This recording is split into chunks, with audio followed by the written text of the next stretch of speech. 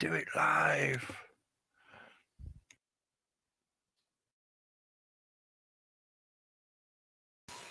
Just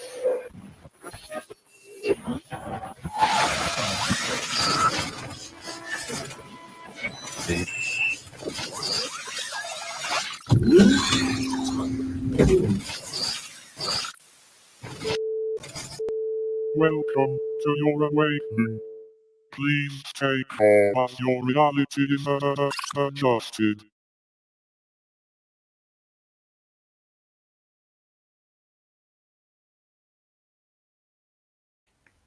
Good morning, global gulag. I think it is fair to say it's global now. Maybe not in every country, but it's certainly spanning the globe at the moment. So, good morning, good evening, welcome, greetings, salutations, well met, fellow, hail, all that good stuff. And good evening, ladies and gentlemen. Thank you for joining us this evening. I'll get the chat room in view. Oh, YouTube page says an error occurred. Please reload. Right. So see, right, yeah, can see that going now. And straight away it lags out. Okay, well, as long as I know it's actually running. Hello to everyone in the chat room. Thanks for joining us. Oh, there's the usual suspects in there. I know you guys are in the room. So Dave Iron, hello. Simon Boyle, hello. Yes, good evening, comrades. Oh, you proles tuning in. I've been shifting everything round. If it looks slightly different, you maybe see a bit more of the junk piled up in the background. Well, it's not junk, but you know, I'm a bit of a womble, so I've got somewhat of a collection of stuff. But I've also been moving my desk around and stuff, so the camera's in a slightly different position, and so is my screen. So I might be a bit sort of up there. When I'm looking at the screen, I'm up there, and when I'm reading the chat room, I'm over there. So you'll know when I'm looking at the chat room because you'll see me look that way. Yeah. Anyway, before we get into it, let me just check on screens. Okay. Got my notepad open. Okay. We're getting there. Yeah. I don't pretend to be this bumbling. This is the reality of it. Always takes me a while to get moving, but once I'm moving, it's hard to stop me. So, hello, Lotsum Tatro. Hello, thanks for joining us in the chat. If you are stuck at home at the moment, welcome to the club. Although I'm not exactly stuck at home. I received my official letter today saying that I am, or that I should remain indoors. And if you want to check your legal, lawful definitions, if you've got one, check your Black's Law dictionary, or just look it up online if you want, whatever. It's just as easy. But if you check the definition, when used in a legal standing, should is not a requirement. It is not an order. It is a request. So them wording it in the letter as I should do this and I should do that are requests. But one thing I thought was really good, I'll show it if it will show up on the camera, it might not. But as part of the official letter they send you, if anyone else has got one or received one, in the bit about coping with the isolation and being locked in and stuff like that, one of the main points right at the top of the page is do things that you enjoy. See, it requires government to send you an official letter before you're allowed to even, consider doing things that you enjoy or thinking about doing things that you enjoy while you're stuck at home. So don't be stuck in that rut of thinking, oh, I've got to do all the housework, and I've got to repaint the bedroom, and I've got to check the gutter in and clean out the gutter in and redo the pointing, and I've got to do all these things that are maybe not exactly stuff that you enjoy, unless you're really into DIY and building work or something. No, it requires a government letter to tell you to do things you enjoy. So I'm glad they let me know. Otherwise, I would have been, whatever. A bit of silliness. And there's usually a bit of silliness with my rambling. I did put a title like I usually do this week. But to be honest, I think things have got to such a stage that it doesn't exactly need much saying, because it is knocking on the door of near enough everyone. There might be some few rare exclusions that are living out in the wild somewhere, or maybe they've been on safari for a few months or something like that, and they don't know all this stuff is going on, so it's not affecting them. But for the rest of us, you've probably experienced something in the last few weeks that has been part of this situation. Either you feel that you're one of those people that is supposed to remain indoors, remain at home, or you've been sent home from work and they've told you to work from home instead, or they just sent you home because they've been shut down. Various ways you would have been affected by what's going on. If you go out wherever and you see the streets are mostly empty, mostly. Depends where you are in the country. Here in the UK, I think, because there's still quite a bit of activity going on in some places. But you've seen the effects, or you may have directly experienced the effects of what's happening. So most of the stuff, I feel, is just, there's no point saying it, because now I no longer have to try and describe a potential of what was coming, because that's what I've been doing for the past decade plus. I've been trying to explain to people how this thing could potentially progress if certain steps are taken. If certain things occur, they're going to keep going in this direction, and lo and behold, we're pretty much there now. So many things are just, they're a moot point. They're not there's no point going over them or pointing at them. You can see this information for yourself quite readily.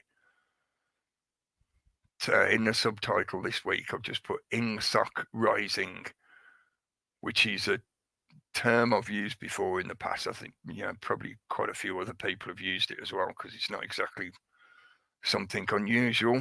If you've read 1984 or watched the movie or just heard about it, whatever, Ingsoc is not exactly an acronym, it's a portmanteau kind of, but it represents English socialism.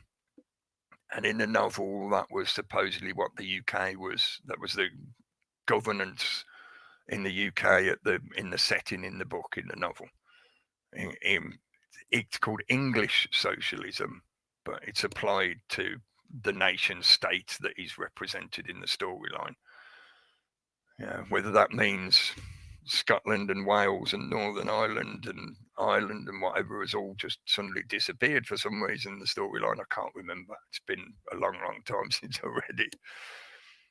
But the point is, Ingsoc rising is a very apt term to use at the moment to describe what is happening in the UK.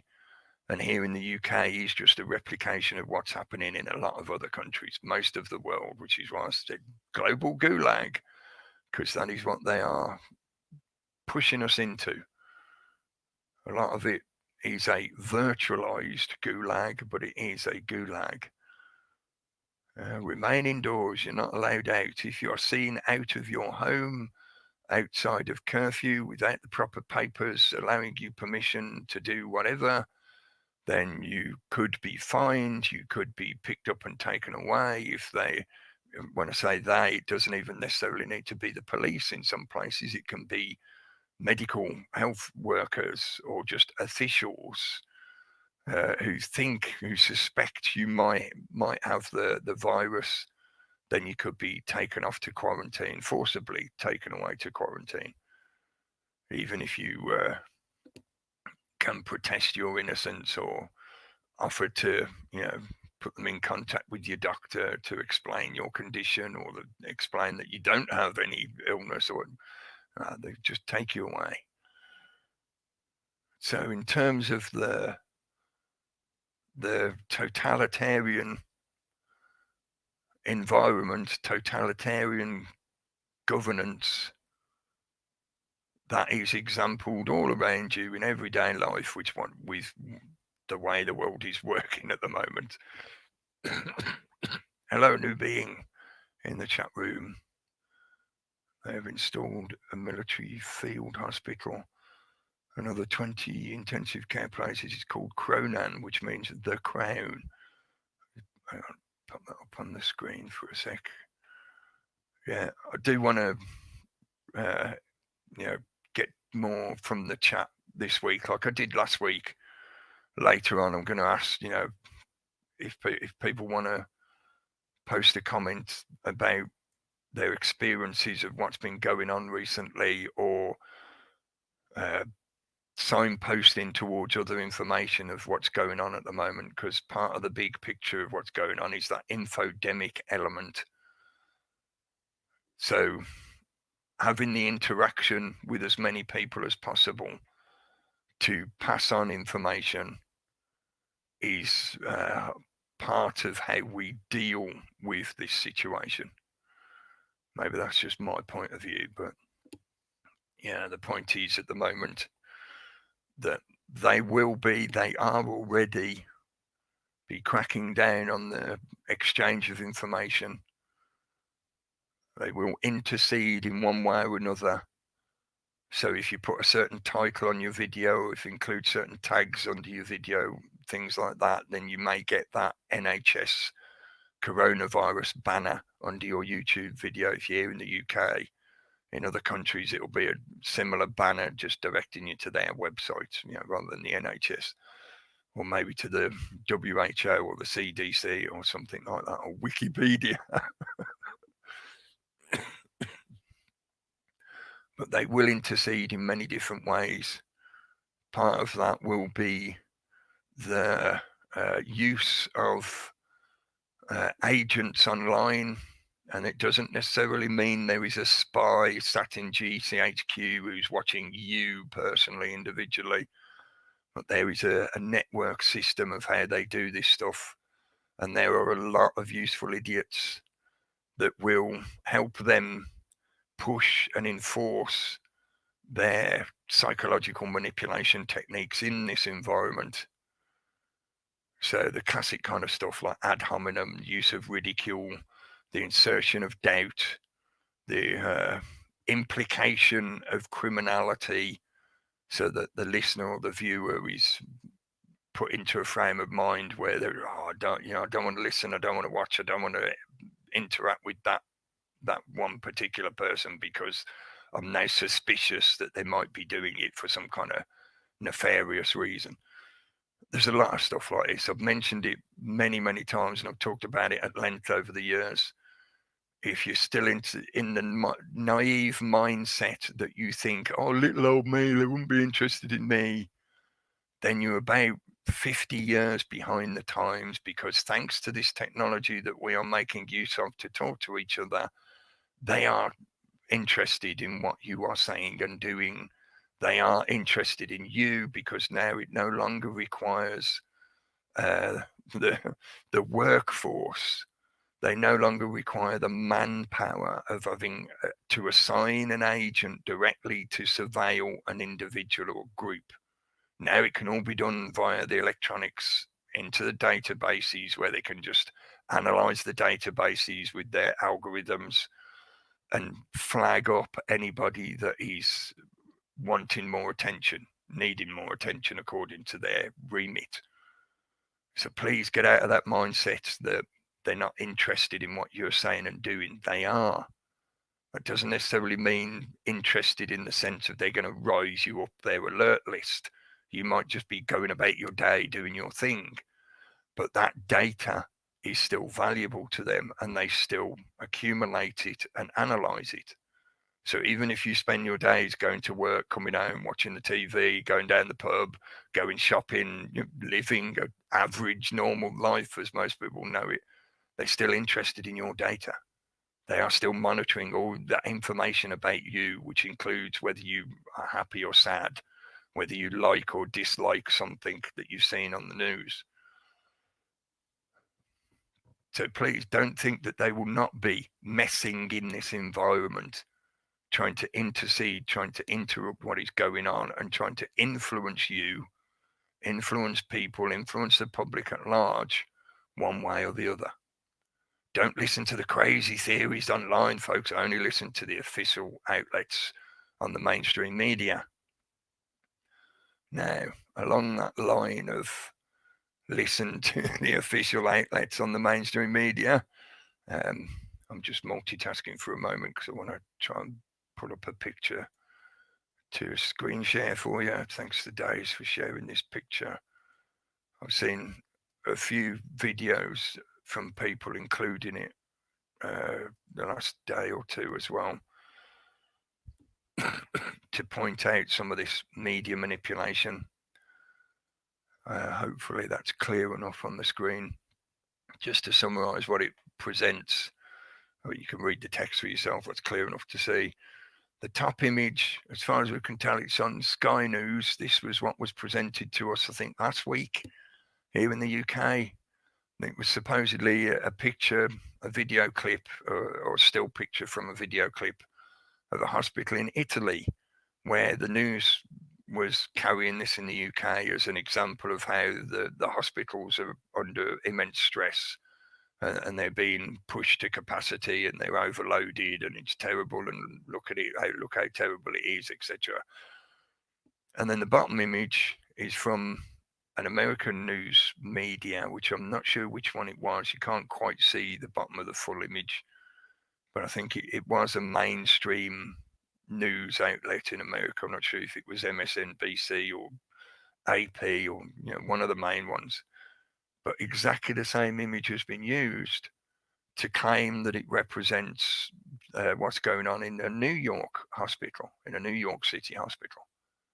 So they're showing you exactly the same image at different times. Like I say, the first one, we were told this story last week. I don't remember exactly what day because there's such a saturation of these kind of articles coming out.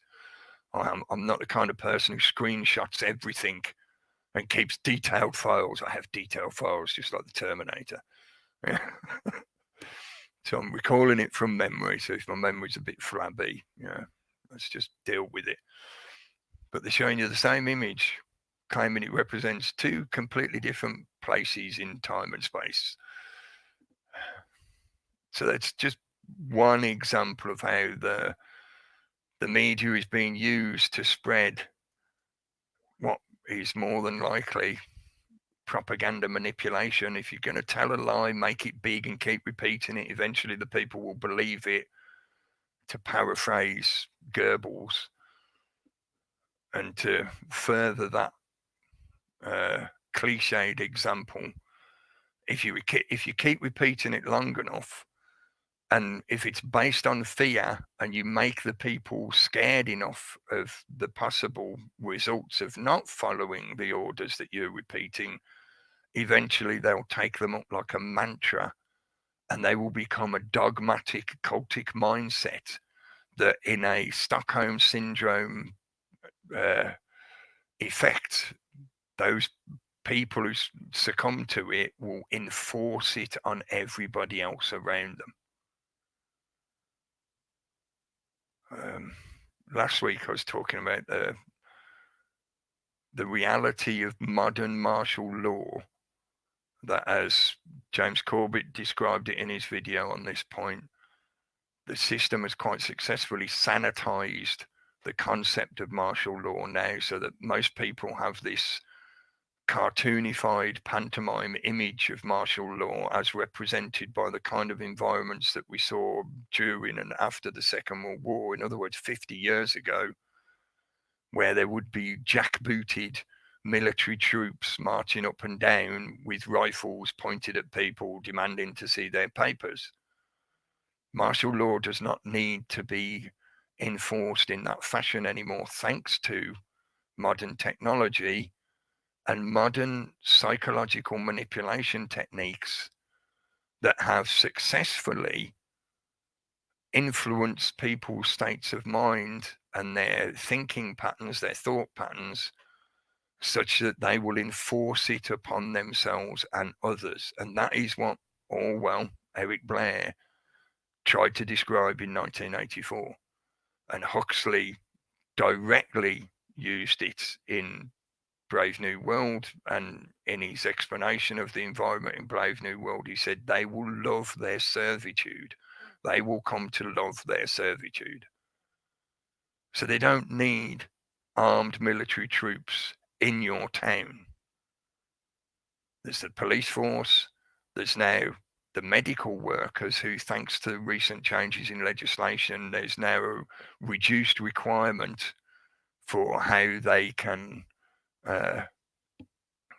take control of you by either saying they suspect you have the virus or implying that you might be suffering from some mental illness or mental impairment that means you need to be taken into custody and become a ward of the state because you have a problem. And then compounded by other community members within your town who will have succumbed to that dogmatic cultist attitude and will enforce the martial law onto you. This was, I don't have a link or a screenshot to this, probably find it fairly easily if you do an internet search for it. But a few days ago, last week, middle of last week, I think, the BBC was carrying a story about pandemic shaming. That wasn't the title of it. I can't remember exactly what the title of it was, but I think we did mention it or pointed at it on the Wednesday night on Reality Chat, but it was basically describing pandemic shaming.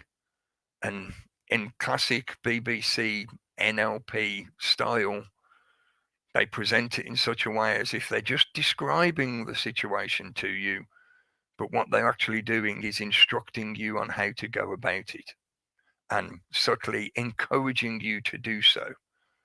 Because think about all the old people that might die. You have to take up the mantra. And when you see somebody walking past your window, you have to go and bang on the window and go, "Oi, get indoors, turn that light out." If you don't get the reference, I'm referring to the, what were they called? The AP, the alert personnel, the non-police that were employed or put into the role during the Second World War to go around telling everybody to make sure they're doing their light control so that the enemy bombers couldn't see the house lights. You know, close your windows, black out your lights, all that lot. Put your light out, remain indoors. At the moment, they're not suggesting we turn our lights out, but let's see how this progresses. If, as they are saying, it is going to be months, as I speculated several weeks ago now, it's going to be into next year. They're doing the same process of drip feeding the actual requirement while telegraphing what the next stage will be, but saying that, oh, that's just a possibility, that's just a rumor. So the official word at the moment is that it's going to be 6 months, but they've also mentioned that it could be 12 months, and it may even need to be 18 months. So they are telegraphing you to get you ready psychologically that after 6 months they'll go, oh no, it's not quite sorted out yet. We need to keep going. We've got to make sure we get rid of this virus. So it's going to be 12 months now. And then you get to the 12 months point and they'll say, oh, well, it's only another 6 months and then we'll have a vaccine and everybody can be injected. So it'll be all right then. So wait another 6 months. And then when you've got your vaccine, that's pretty much it. Because then that is the foundation that they'll need to have a official requirement to have a biometric ID passport to show that you have received the vaccine and therefore are allowed to go about your day, to go to work or to travel or to go shopping or whatever. If you don't have that official biometric ID that shows you have received the vaccine, etc., because there might be other conditions added, then you will not be allowed out of your home. You will, as it says at the bottom of the screen, you will have to remain indoors. You will have to wait for your government-provided food parcel to turn up, or for your care worker, your family member to bring you your food supplies, etc.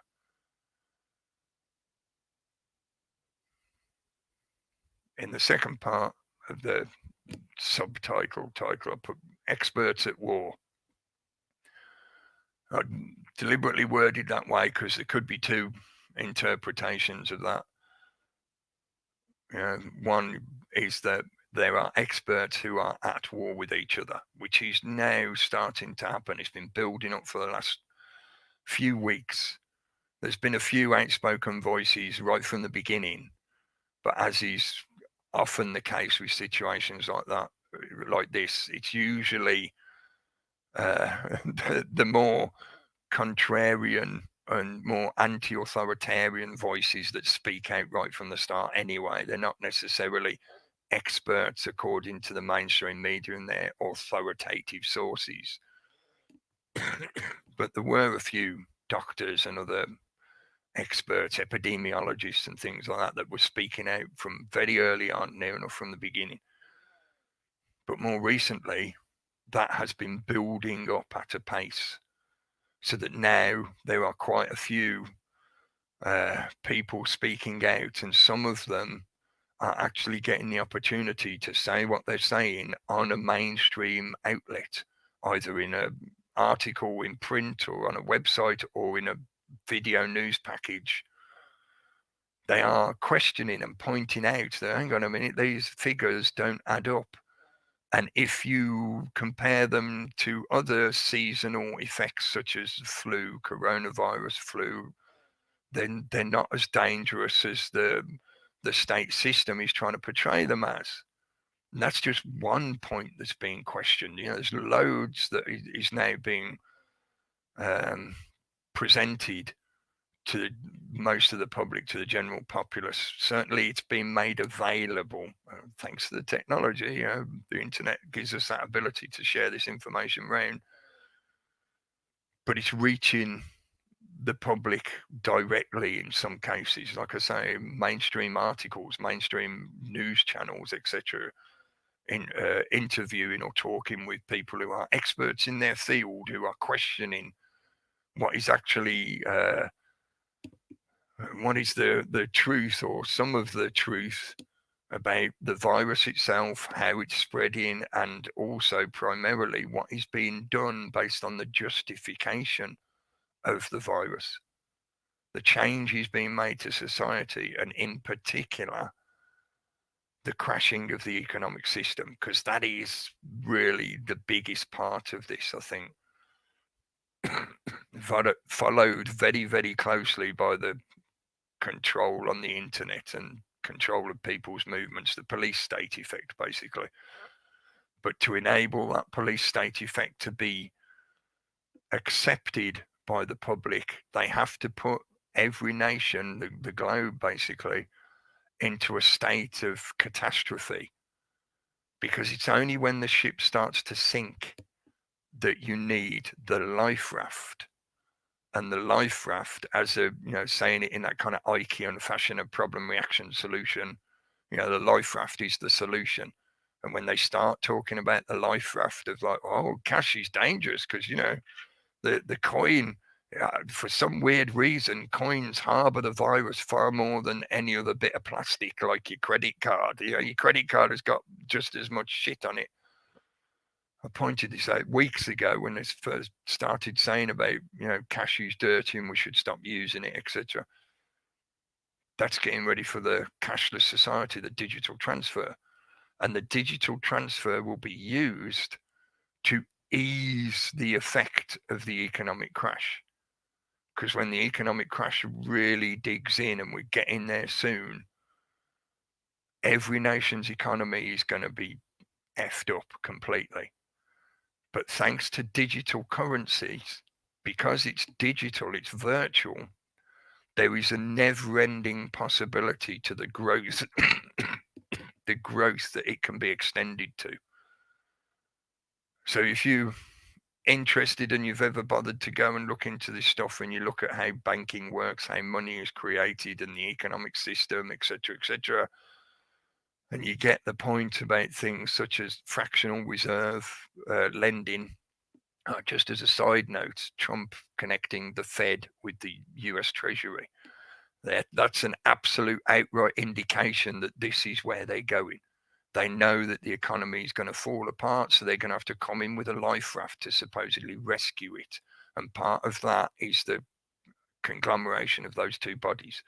They're basically, again, admitting that the system is a corporatocracy because the Fed is not a national institution. It's not a national department. It's a private institution run and funded by private investment, and it affects the global economy.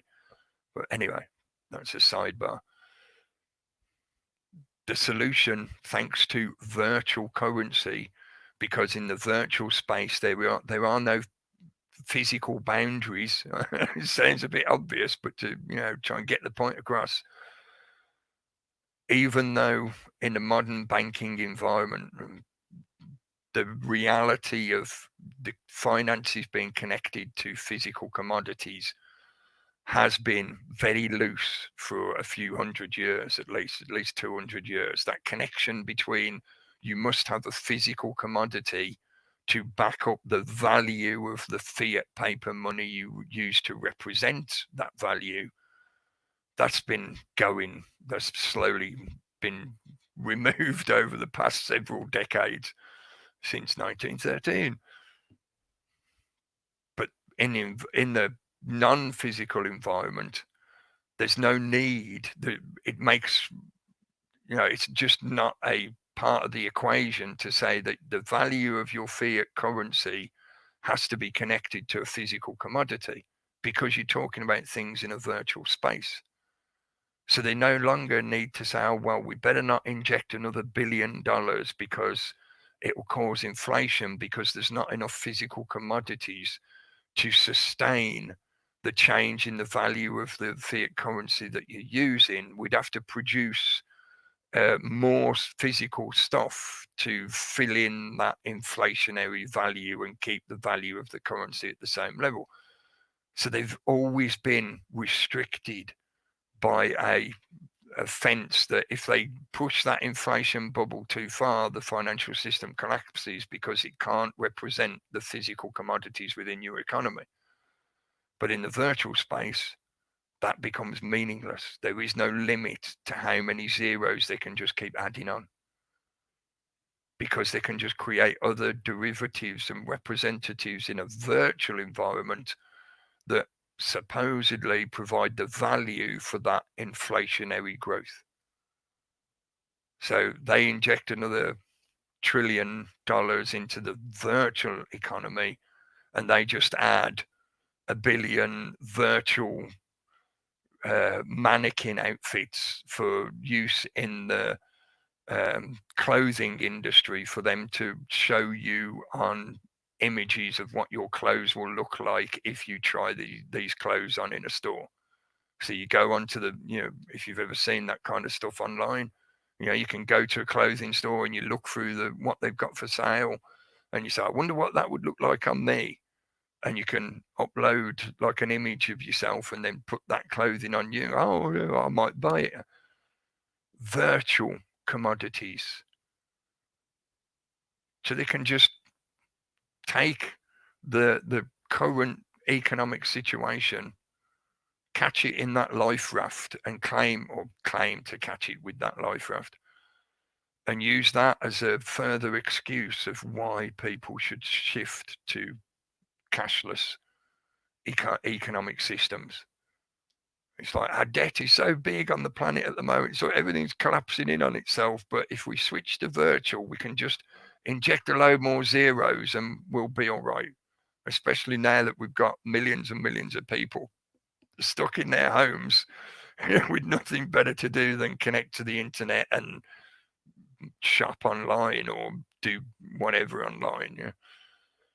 Creating money from the data they generate from your activity online. Yeah, like I was talking about earlier, everything you're clicking on, anything you're interacting with, that little bit of data, even though to you it may seem insignificant and meaningless, to their ever hungry algorithmic databases, that is another tasty morsel, that is another tasty digit that they want to consume. Those little bits of data will be used to generate a value, and thanks to the same methodology of fractional reserve banking, that value can be turned into 8 or 10 times more of what it was originally, and it can be converted into derivatives and other financial wizardry. So from you clicking on one link to a news article, you could generate a certain amount of money that goes into that virtualized economy. I diverged a bit onto talking about cashless economy and stuff, but my main point was about the experts at war. There has been more information coming out, as I say, from quite a few different experts according to the system. So now the experts are at war with themselves, because these experts are called experts because they have accreditation from the system itself. So if it says Dr. So-and-so, that means they went to a medical college, they studied, they passed their exams, they are recognized by the system as a doctor of medicine or whatever they're a doctor of. Yeah, it might be a doctor of physics or something, but they've got a doctorate. Their own experts, their own accreditation system. This is like how the peer review system really should work if it wasn't politically dominated by the various academic institutions. Other experts are coming forward saying, hang on a minute, Mr. Expert, you said it would be this many numbers dead at this time, and it's not, and your figures don't add up. Please explain. I'm an expert too, and I want you to explain to me properly what the fuck you think's going on. So this is pushback, and it's been building up for the past few weeks. Now it's becoming quite stringent. Quite a lot more of this kind of information is pushing its way through to the mainstream. Another interpretation of saying experts at war, when you look at the sentence as a whole, the Ingsoc rising experts at war. In the environment in 1984, they were experts at war, but the war they were enacting was not necessarily a physical confrontation with another nation state somewhere on the planet. It was a war on their own people, to control and dominate them psychologically so that they could perpetuate the illusion that they were in a physical war with somebody else somewhere. So therefore the population was required to act and behave in a certain way and follow the orders, etc., etc. And not only follow the orders, but to enforce them onto everybody else around them. So like when the one guy gets dubbed into the authorities by his child, because his child had been indoctrinated in the school system to, report anyone that goes outside during this coronavirus outbreak, supposedly alleged illness, etc. Pandemic shaming, exactly the same Pavlovian, Skinner carried on Pavlov's experiments. It's the same kind of methodology, it's just that now they're doing it en masse on the public. This is MK Ultra done en masse, not on an individual, but done onto a mass of the population at once. It has to be, in a way, watered down. It's one way to describe it, I suppose, but basically they can't do exactly the same as what they were doing with MK Ultra, because obviously they'd need to have physical hands on people But a lot of the elements that were developed and a lot of the things that were learned through those kind of programs, MK Ultra is just one, there were others, Monarch and others. What they learned from those programs is being applied via the mass media, and the implication that your betters, your supposed exemplar peers in your society, are repeating the same narrative. So, just last week we heard that Bojo has the virus. After he's been shaking everybody's hands and bragging about it, he now too has the virus. And so the health minister as well got it. And I heard mention that the Queen was supposedly said to have had it as well, but I didn't see any other news about that. So I don't know if that was just an internet rumor, but it wouldn't surprise me. A lot of this connects to the crown and the concept of monarchy and the hierarchical rule structure, the system, as I like to refer to it as. So them crashing the monarchy, maybe killing off the older ones. They've managed to get one of them to exit the monarchy completely and in effect abdicate, even though he was like, fifth in line or something like that. They are dismantling the monarchy, and it is one of the last remaining old world examples of that kind of hierarchical tyranny, basically, because it's rulership over everyone by one small family, one bloodline. So, Ingsoc Rising experts at war. You certainly say they are experts at war, but now some of their own experts are at war with each other and with the information that the system is pumping out as propaganda, claiming that various things are happening and you should be afraid and stay at home and social distance 6 foot away from each other. Interesting number to use, 6 foot. It's funny as well how nobody complained that that's not modern measurement system. What are you doing? It's supposed to be in metrics.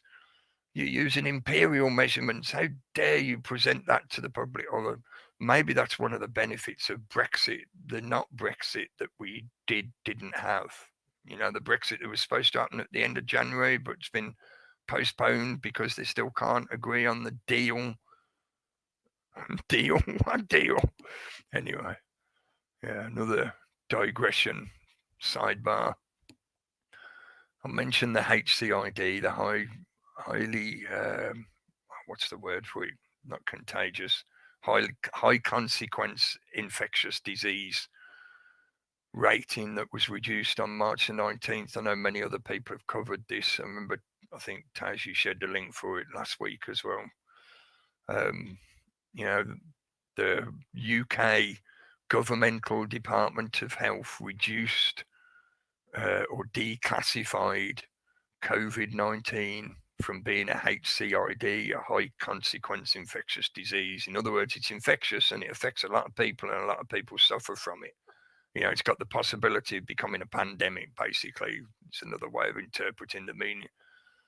But they declassified it from that position. So since March the 19th, there's been no need for a lockdown if it's been declassified and it's no longer a pandemic. If it's no longer allegedly this dangerous viral possibility that it's going to get everyone in the country and mess everything up. If they've declassified it, then there's no longer any need for this lockdown. But my official letter suggesting that I stay at home was dated March the 21st. So they didn't even print it. They didn't even type it. Or, no, it's stock letters, probably, copied and pasted and automated and whatever. But that wasn't even sent out to me till 2 days after that declassification. And now, another week later, at least, more than a week, the situation hasn't changed. They haven't made any announcements saying the lockdown's going to be eased off. If anything, they're still pushing it just a little bit further. I think they've they've got it to the point that they were after anyway. This has been brought to a point of, again, like Pavlov would do and like Skinner would do in their experiments, they would create an experiment to test their hypothesis and test the success rate of their manipulation of the animal. In other words, did I successfully train that animal to do the action that I wanted in the experiment? Skinner used to like working with pigeons, so did I successfully train the pigeon to peck the button to get a seed when the light flashed? This situation, certainly here in the UK, I don't want to speak for other countries, not because I don't think this is also true there, it's just that I'm not in that country to experience it firsthand. So I've only got the information that's been presented via the internet, which means some of that information I know have been interfered with either by the system or whatever. There's a greater chance, having personal experience of the situation in the UK, I can speak more relevant to that, really. What they've been doing here in the UK is obedience testing. I'm not sure if I mentioned this last week, but a few years ago, not long after they first introduced the TSA into the American airports, in the USA airports, maybe a year or so after they introduced the TSA, and people were starting to get a bit frustrated with it, and you had more people choosing the opt-out and going for the manual pat down and things like that. So they did this little test. I'm saying that's the ubiquitous people within the system, within the bureaucracy, faceless people that initiate these kind of things. The people on the street, the feet on the street that are actually enacting it, are compartmentalized and may not necessarily have any conscious awareness of what they're being part of. But they run this little experiment where the TSA agents were shouting freeze at people randomly, and they weren't necessarily in the main security checking area of the airport. They'd be in just like the shopping mall area, the concourse area of the airport, and the TSA agents would just shout freeze at them, and people had been told to obey every order they heard from a TSA agent. So if they're told to stand still, they should do it. And you could see the videos. You might even still be able to find them online if you can search for them. There were mainstream news covering this. It wasn't just, alternative independent news, conspiracy theory, speculation. There was mainstream coverage of this, of them doing this. Some people would just stop on the spot and go, like a deer in the headlights, waiting to be instructed what to do next. They were testing obedience response. Was the psychological programming successful such that the TSA agents are now seen as a figure of authority, just the same as the police or the military? So if a police officer shouts freeze at you, do you respond in that programmed response of this is a figure of authority, therefore I just unthinkingly obey? If they say jump up and down, I'll jump up and down until they give me the next instruction. I very much feel that what they've been doing here in the UK, and certainly since, they've not tried to hide the fact that their own health department downgraded or declassified COVID-19. So what they've been doing for the last nearly 2 weeks is obedience testing. Another element of that mention him again, James Corbett did a little propaganda video earlier where he's talking about the pot banging, the saucepan banging and the clapping. If you support your NHS, go outside at 8 p.m. and clap your hands or bang a spoon against a saucepan, make some noise. So obedience testing. I'm sure they're more than likely quite busy. People working in healthcare, they're probably fairly busy. They probably don't get that much time to do social media. Maybe they might be at the side of the bed looking on the Facebook while they're treating a patient, but I doubt it. Not if they're good at their job. But there's many other ways that they could be thanked. Supplying them with food supplies could be one possibility. And I'm speaking from a point of view of just looking at what's actually happening around us, not necessarily answering to the propaganda narrative. Health workers are being put under pressure because of this suspected virus. They're having more requirements placed on them. They're being asked to work extra and stuff like that. That's really happening. But whether people are actually suffering from COVID-19 and whether there's loads of deaths and all, that's something that, to me, as far as I'm concerned, I could say it's my opinion. There you go. Caveat, it's my opinion. From my point of view, from all the stuff I've looked at, I'm still suspicious that there is something wrong with what they're telling us. We're not being told the whole truth. We're being told a very deliberately crafted propaganda narrative. And the health workers are compartmentalized just as much as the police and the military and the agency workers and whatever. They're not necessarily told that such and such expert has recently questioned whether COVID-19 is something that can be transmitted from one person to another. They're not told things like that. Certainly not the general, the mass of the workers within the NHS, for example. Those that are experts in a similar field may have got newsletters on the subject. They may have heard that particular expert speak about it, but the mass of the nurses and doctors, they don't know. They're too busy working. And they've got the authorities telling them constantly that there's this new illness and they have to be careful of it and they have to look for it. They have to test for it. Even though the tests themselves are also being heavily questioned now. That's certainly been building up for a few weeks, but even more so now. The whole situation around testing and whether the tests can be considered as valid data or not is, it's out the window at the moment. Been and gone. Another example of the experts at war, and the reality of this is now manifesting around you, folks. This is not just me sitting here supposedly talking crazy talk about Doctor Who and the future. Ooh. The reality is, if you go outside, you face the potential of being fined or being incarcerated. Is that a reality? If you're honest with yourself, you know it is. So forget all your bullshit about you just don't like me because I'm some hairy weirdo who talks weird shit that you can't really follow because your brain is so addled with bullshit. That's the reality that is going on in the country around you and across the rest of the world near enough. Most of the world at the moment.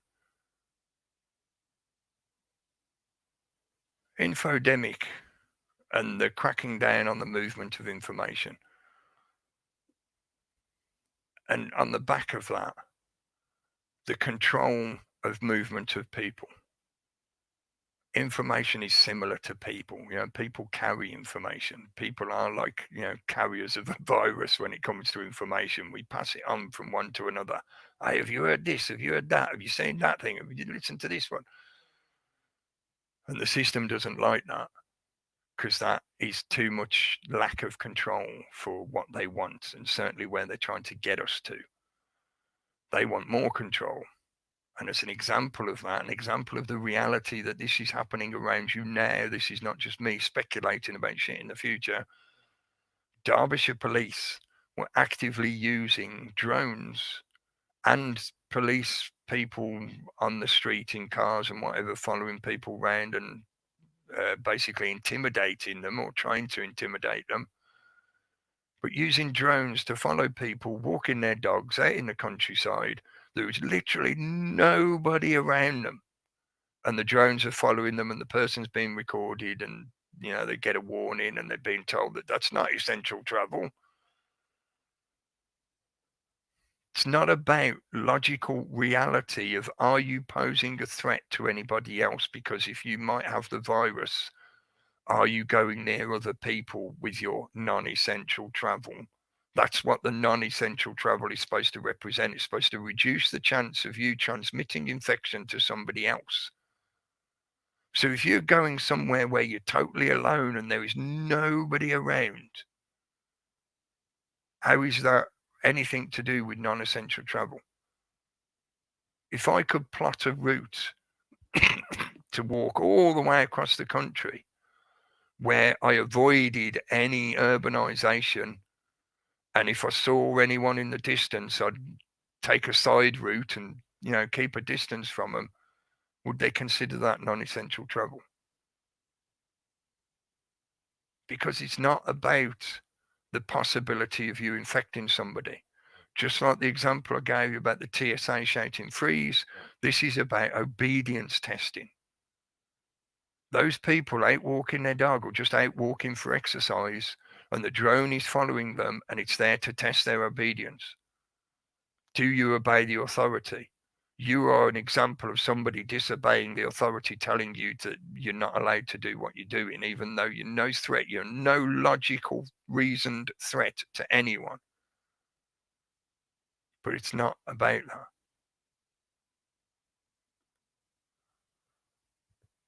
That's just another example of what is being done now in reality.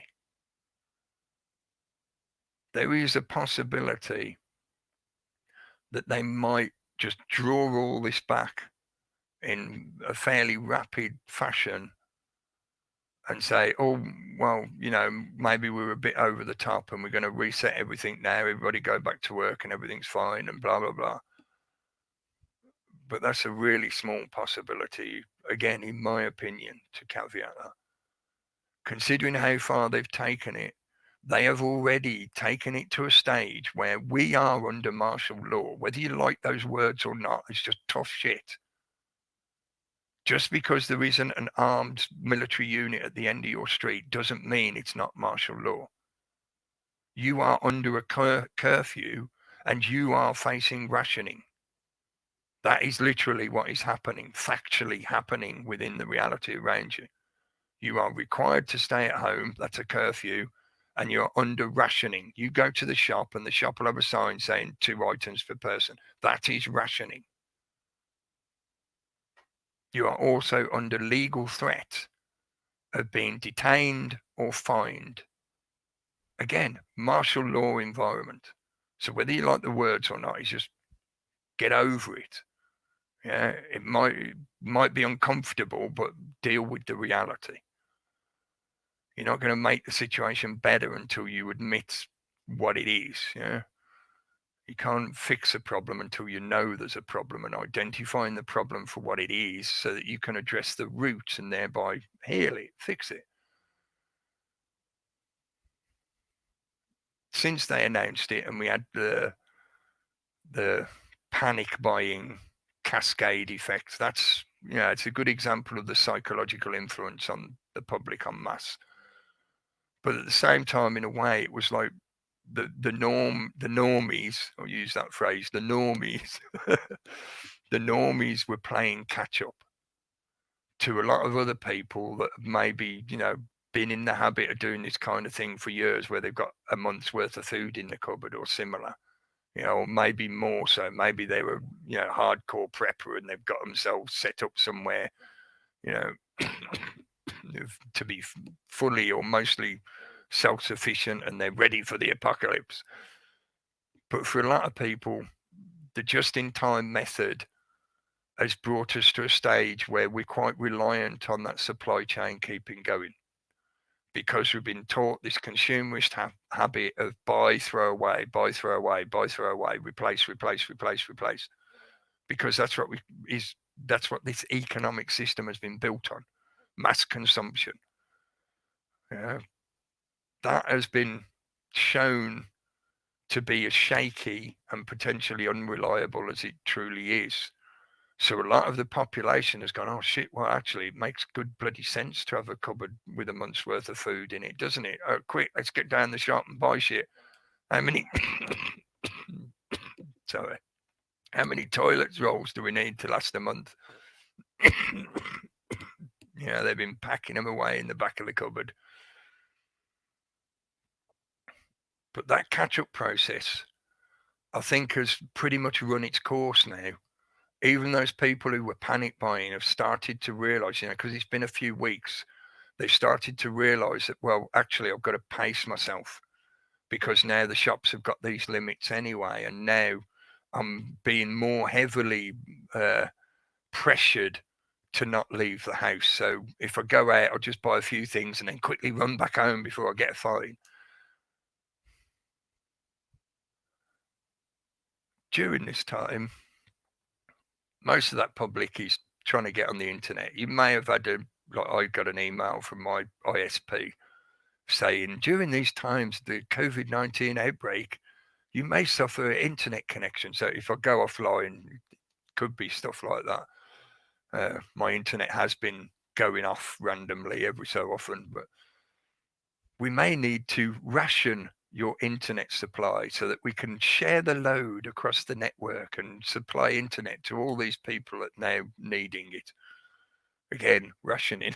But more people are connecting online because they ain't got nothing else to do, because they're not used to spending most of their time at home, locked, shut in their home. So the need to control information is very much part of that obedience testing. A lot of the propaganda narrative that's been pushed out by the system and repeated ad nauseum by the press, 99% of every front page is something to do with the coronavirus. They need to know that you're accepting that.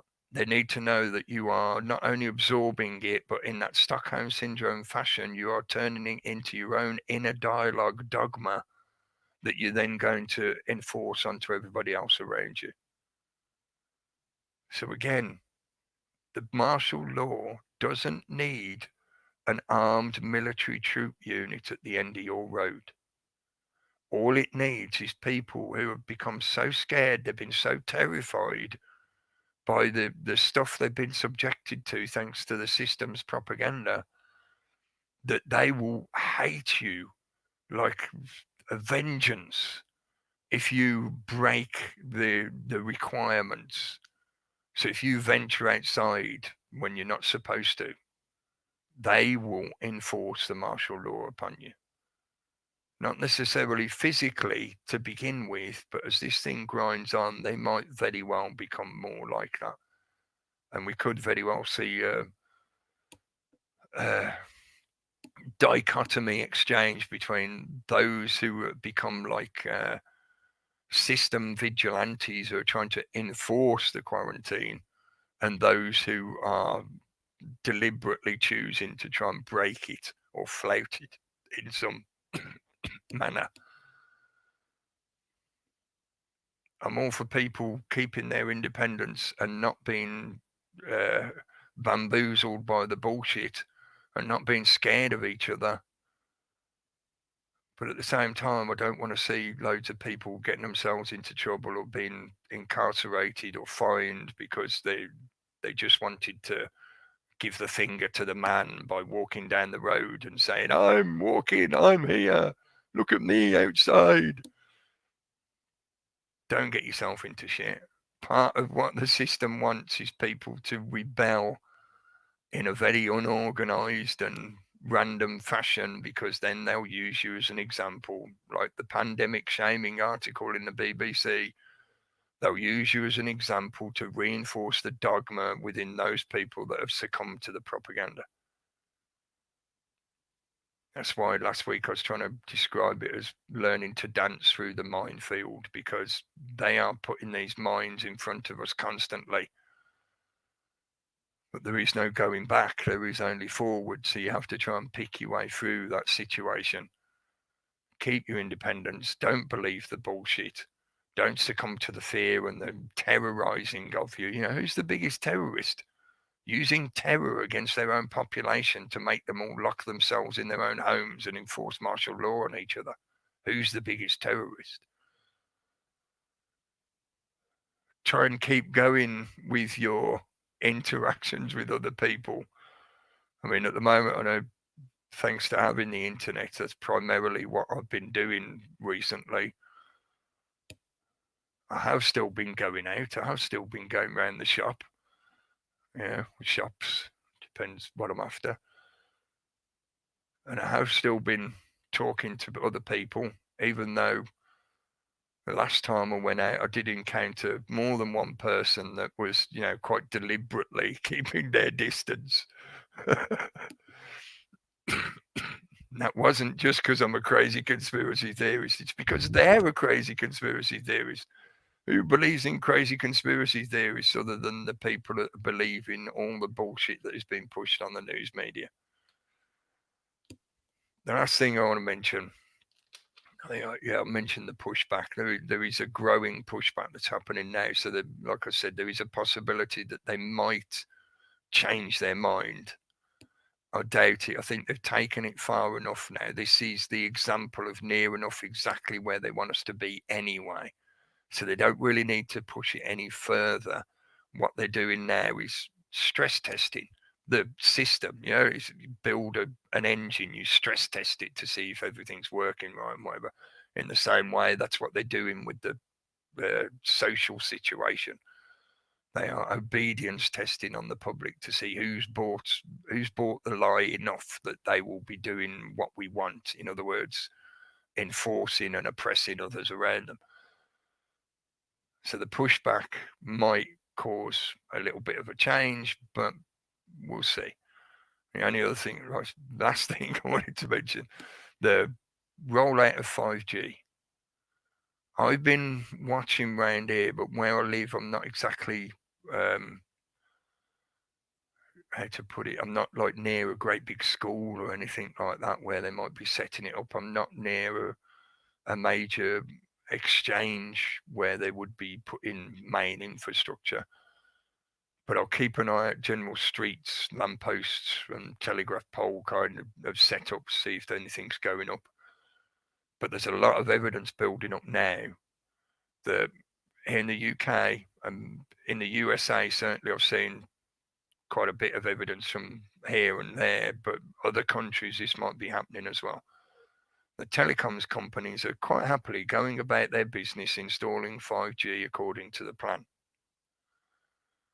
Part of the reasoning of the dystopian setup they're trying to get us into is that 5G element. Yeah, they need the 5G to create the digital virtual environment. From the digital virtual environment, you get your virtualized gulag. So the 5G is a requirement. So even though the workers installing it are putting themselves at a risk, supposedly, allegedly, of catching this illness, the COVID-19, but they're considered essential workers. There is nothing essential about upgrading the system at the moment, is there? Logically, considering we already have a functioning internet telecommunications system, there is no need to go to the effort to upgrade it at the moment during this supposed, alleged, implied time of crisis. So why are they still doing it? They're not essential workers. Essential workers would be somebody going out to fix a broken telecommunications line to make sure that the information can keep flowing so the doctors can talk to the nurses at the other end of the hospital and whatever. That would be an essential worker. But installing upgrades is not essential at the moment if we're supposedly in such a state of crisis. So why are they still going around doing it? I'm asking that as a rhetorical question, obviously, to get you to think about the logic of the only reason they would still carry on with it is because they desperately want it done now, because it's all part of this script that they're working towards. It's all part of the 2030 agenda. So please keep an eye out for that kind of stuff. If you see it going on in your area, in your environment, don't, as I was trying to say earlier, don't get yourself into trouble. Don't get yourself into shit unless you're willing to do that in knowledge of the consequences of what you're doing. But if you want to, not be incarcerated or fined or harassed or whatever, see if you can get pictures, share them online. I know Jeff C was asking for anybody if they've got images or video to send them to him on his Twitter account or his Patreon account, or post a comment under his YouTube videos, etc. But I wanted to mention it again just to keep people aware of that situation and maybe point out how, it's quite simple to look at the logic of this situation and question, oh, hang on, why are you actually bothering to even install 5G at the moment? The fact that you are is a further proof that there's something else going on here during this supposed pandemic. There's some other reasoning that all this shit is happening that you're not telling us about, you're not informing the public about. Because otherwise you have no excuse to be doing this at the moment. You're putting those workers at risk, and all the families of those workers and anybody else that interacts with those workers. So, yeah, keep the pushback going. Like I usually say, keep talking, keep thinking, then talking. Listen more than you talk, but you get the point. Keep communicating. It doesn't necessarily mean, you have to talk to everyone. Talk to some people, talk to the people you get a good interaction with, like it says on the official letter, do things you enjoy. So if somebody just stresses you out or gives you shit or is just constantly an arsehole, fuck them off. Ignore them. Let them go and fart their flatulence elsewhere. Yeah, anyway. Sorry, guys. Rant over. Oh, 2112. That was good timing. We're still here. Hello. You're still Hello. Indoors. That's I'm good. Still indoors. We've remained indoors. Yes, the whole time. I'll turn that off now. I forgot I'd left it on while I was too busy doing me. I was just thinking Dr. Evil rules the world. Medical dictatorship or medical martial law, whichever one you want to call it. Yeah, go on. Bill Gates is definitely, vying for the crown of Dr. Evil. If he shaves his head, he would look a little bit like him. And that hand clapping, clap. I mentioned in Steve's chat on Thursday, clap for COVID. Getting your clapping and banging pans. And the lady next door here was banging her pan quite loudly, making the dog bark a lot. And I thought, what's going on? Had no idea it was even going on, because I've tried to limit my just filter my mainstream media exposure, because it's so difficult. You might get the virus with all the shit they've put on. Oh man, it's just full of it's crazy. So I'm trying to not look at it too often these days, and do other things. But interesting, you mentioned the Huxleys. They always come into this, don't they, at some point? The Huxley family in general, not just Aldous, who was the novelist. You've got Julian, who was the eugenicist. Sort of goes hand in glove, doesn't it, with Brave New World and all that stuff. And their grandfather knew Charles Darwin and was linked to all that, so all their sort of, their theories and stuff about, how the species should be and how they can interfere with that process as well via this Frankenstein sort of scientific approach they seem to have, where they want to jab everybody. I think that's great. That's people. I'm sure people listening to this have looked into this and seen this stuff before, but if you haven't, this is where all this is. So this is where they were like 50 years ago with it, 60 years ago, what they were talking about, writing about in the 50s and 60s. I mean, the book was out in the 30s, 31, I think it was written, or something like that. Brave New World, I'm talking about the book. But all the other stuff going on in the background, like his brother was linked to all sorts of other, I think he started off the World Wildlife Protection and all this stuff, but he was very linked into, some dark stuff, and all that family really. So, and the books, give you an insight of what they really wanted to build. And as we've moved forward in time, we've seen that exact sort of agenda come to play with the, eugenics agenda, being able to produce perfect humans, disease resistant, and all this stuff. We've seen it, we've talked about it, and these are the people who seem to be running the place at the moment, or we're believing all this, pandemic, stuff, which, like, the figures are, like I say, they're not to me, it's not like a pandemic, as the figures should be larger if it was a proper, larger. pandemic. Yeah. And yeah, just like I say, we're just all still going under the government rules and regulations and the new regime we're all finding ourselves living with at the moment.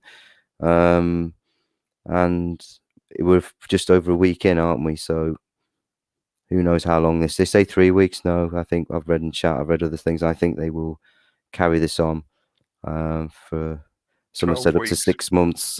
Yeah, 12 weeks minimum, but more likely 6 months. Yeah. And that's still going on their official statements. Yeah, but like I said, it's probably going to be next year.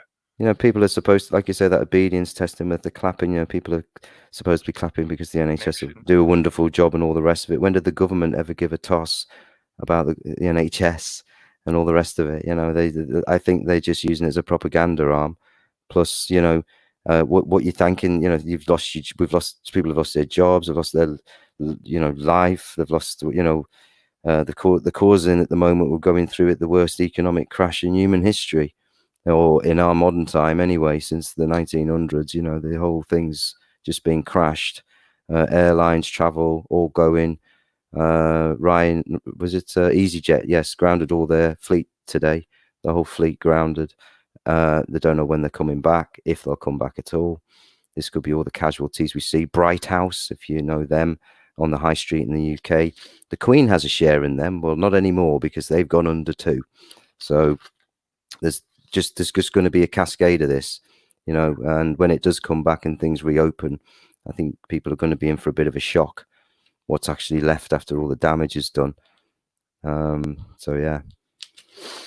And like you say, it's just, people who stick their head above the parapet, go out, break the rules. They've brought in these enactments now. You can't do it. If you do, there's snitches, people will, the thought crime police, all the rest of it, thought crime. I watched that Corbett report thing today as well, the propaganda one he put up. Yeah, very good. The thing is, I'm not trying to say that you shouldn't appreciate those medical workers. Not at all. There's other ways it could be done. Doing what they did was very much a PR exercise as well as an obedience test. It was about the optics that they could then, the next day, fill the news with clips and articles about, oh, look how many people came out clapping and banging. Isn't it great? It's like the blitz spirit kind of shit. Yeah, they were they wanted something that they could create a kind of feel-good factor in the news, that even though everything's shit, look, people came out and supported the NHS, etc. It's really, I think it's insulting.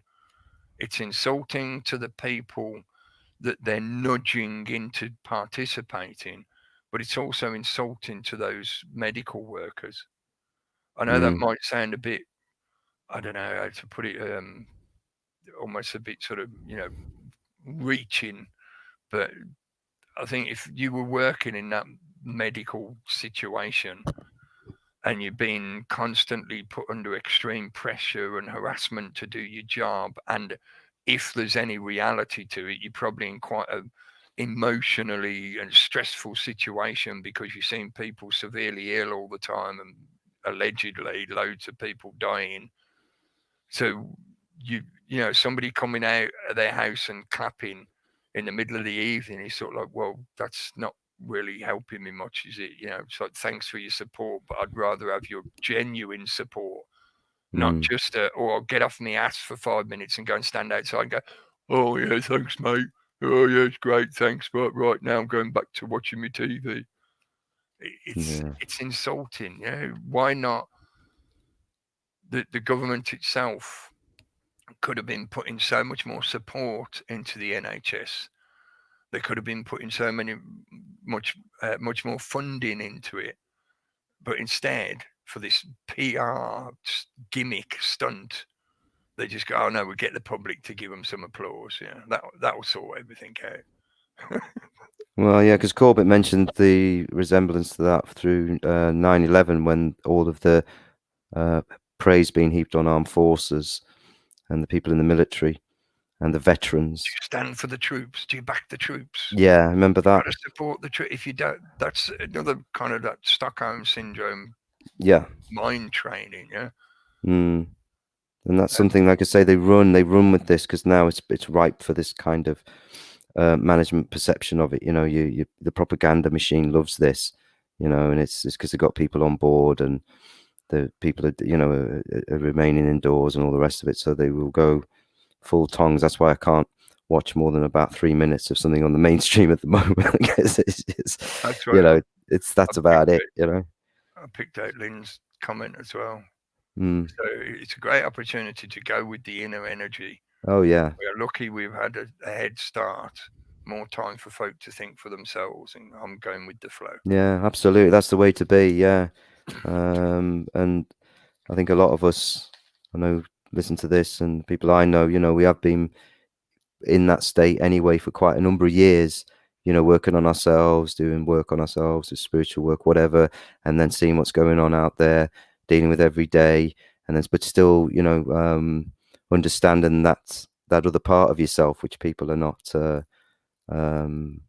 you know, like I say, they're not, it's hidden, or they don't want you to, you know, meditate or look or calm down, see it for what it is, because you start thinking, and too much thinking. They don't like a lot of thinking. You just must, like I say, be obedient and do as you're told. So, but yeah, that's what you should be doing, you know, relaxing and just, you know, like I say, you know, we've all been stuck in. We're all in the same boat here. So, like to say, go on. It's evidence as well. Are they going to push that infodemic element, or they're going to need to push that bit harder? Yeah. More than anything else, because people are now spending more time thinking about things. Because at some point, even somebody who's really into their TV shows and whatever, they're going to get fed up of being stuck in the house just looking at the TV 24/7. Eventually, yeah. So at some point, they are going to be thinking even a bit about what's going on, and they're going to think about and maybe talk to each other, their family and whatever, about, well, you know, we can't go out. What's going on? Why are they telling us we can't go out? You know, I think it'll cause so much frustration in people, because you've got to think about people's birthdays and people's celebrations, the way families react, everything. You know, this is going to push people eventually into, you know, like I say, breaking the rules, getting the fines going, you know, fining you. The drones. There was drones in North Wales, you know, or in Wales as well. There's flying around here in these parts. Just Derbyshire police, then. Not just Derbyshire, no, but I think it was down in South Wales actually. But I did hear something about them being in the north as well. But certainly in the south, because RT had a little video of it. It was in, I think, Portneath, down in that way, you know, South Wales, on the coast there, and it was flying around giving information about remaining indoors and then flying off again and then flying around with this sort of you know, seemed this voice going on. You think, what's that? You know, this is where we're at. You know, this is the times we're living in now. And there seem to be, like you say, it's a good chance for them to test all this stuff out and continue to build the 5G network without interruption, without any need for people questioning why they're lopping them trees down, why they're moving that, what they're doing that for. You know, they can't come outside and complain, can they? No, the trees are a virus risk. This is what it is, man. It's exactly what you're saying, man. Your trees are bang on. It's an exercise in mass mind control and obedience. That's the main thing, man. They've got everybody under house arrest, and they're just going to keep pushing back the data release back and back until people have had enough and start mass civil disobedience. But I'm not holding my breath, because it's sad to see the vast majority believing absurdities as usual and being shepherded into taking their places within the panopticon. Yeah. And I'm glad you used that word, because it made me remember the Voltaire quote, which is really, really, really prescient in this situation. Those who can make you believe absurdities can make you commit atrocities. Definitely, man. And what you're saying, clapping like seals, like, you know what I mean, for the NHS. It's almost like the 2 minutes hate and like, you know, happiness and slavery. Humberside Police have just launched their snitching portal, you know, so all the grassies can get involved there. Derbyshire Police, they dyed a lagoon black to stop people taking selfies there. I think that encapsulates the whole situation. The public the peasantry have been so distracted with their own vain, trivial navel-gazing for so long that the control system poisoned the environment while blaming them. It's a joke. The Indian police, they're beating up people that they catch outside with batons and sticks. They're forcing them to do press-ups and sit-ups as a punishment exercise. In Greece, you can only leave your house after you send a text to the movement approval service. You can't leave your house at all between 9 p.m. and 6 a.m. There's a £300 fine, and asymptomatic people are given a bracelet to wear. That sound ringing any bells? Yeah. The abuse of power. We always said, this is, even I heard one of those government lot talking about that the other week, as they were talking about this new emergency bill that we're bringing in, which they've now enacted, to bring in fines for people and all the other stuff. And he was saying, I'm a bit concerned, it leads to the, abuse of power now. We have to make sure that this, and I was like, yeah, you talk about it in there, but when it's out in the streets, mate, that's when it's going to happen. And that's exactly what's happening in other countries. It'll happen here as it gets more and more, like you say, as we're locked down for longer and longer, people will be breaking it. They'll be, getting more people to, like you say, report on others as well. But this abuse of power thing will get worse. And that's exactly what it is. They're abusing our power now. I mean, they're not even providing any real evidence that I can see of all these hospitals all overcrowded and the NHS crumbling, or it's going to crumble. We've seen other video footage going around online of these empty facilities, which are not being used. So where are all these people? We've read about and talked about, and that's available online. The patents that are out there on these coronaviruses and these sorts of things, where they've already developed vaccines and these sorts of things. There's that. There's the government advice, like you say, downgrading it from a infectious, contagious phenomenon or disease. It's been downgraded. So look, there's a lot of people will start asking questions, and maybe that's what they want. They want people to go out and break the rules, and then they come along and hit you over the head. Yeah. Maybe this is what they want. So let's not do that, guys. Let's just stay calm, and let's just see where, like I say, because they can't. I mean, if they say lockdown for 6 months, then I don't think they would push it to that distance, to be honest with you. I don't think they would, because they've got too much to lose, in a sense, if everything goes to real shit, and people do come out and cause a load of problems, I think part of the problem, though, is the lag between what is being done and people realizing what has been done. Yeah. And that's a major element of what the media's job role is in this situation. They carry that narrative, they push the scripted propaganda to reinforce that narrative. But at the same time, their main job is to create a time lag between things being enacted and the public realizing what has just been done. So by the time we get to 3 months, and hello to Nick and CMB in the chat. Hey, hello, Nick. I saw your comment. Yeah, man. Praying away. Let's all pray away and all go away. But no, that's the you're missing the point. Yeah. Anyway, we'll talk. Yeah, go on, Cookie. Carry on. He's still there. I don't know if Cookie's frozen, man. He said it should be back within about 30 seconds or so. Yeah. Okay. But just for a bit of humour, I've seen reports of a cat being affected by this in Belgium. So we need to start worrying about this spreading through the animal kingdom now, And I had to laugh at Tony Blair as well, telling everybody to wash their hands. He still can't get the fucking blood off of his, as he advocates mass testing. Yeah, that's pushing that. Yeah.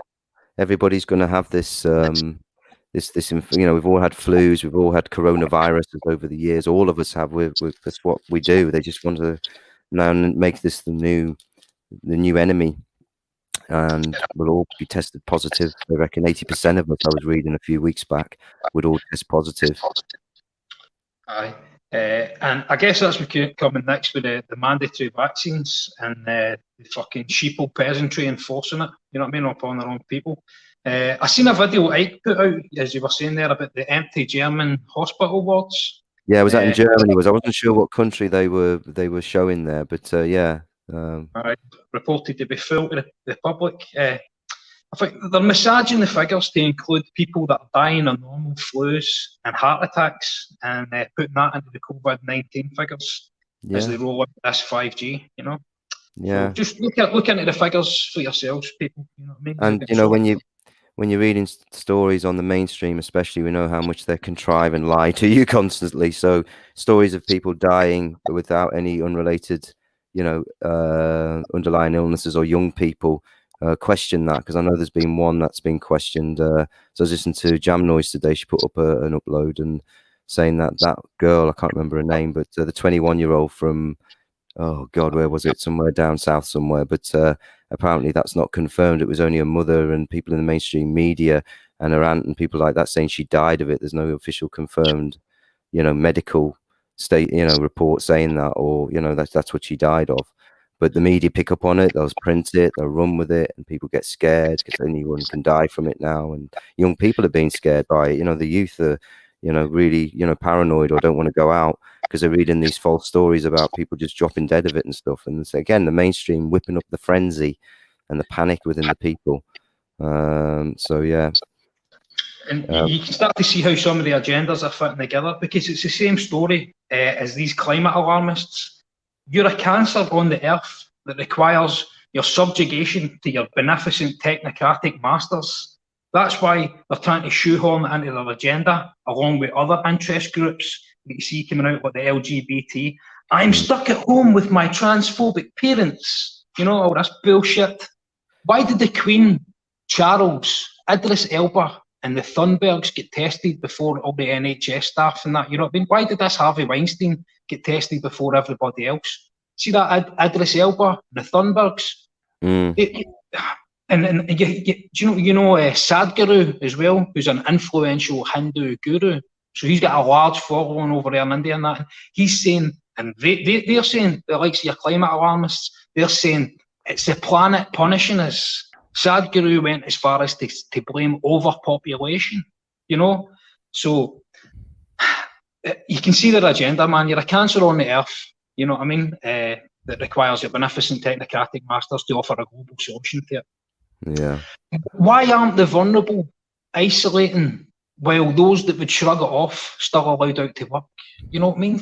Basic things don't make sense. Well, I just know our caring government really don't care about the old people, because their track record does not suggest it. If you look back at how many die who can't heat their homes in the winter, that kind of thing, you know, the statistics for that are horrific. The amount of you know, a pittance of pensions they get to try and live and, you know, have a good life. You know, they worked all their life and whatever.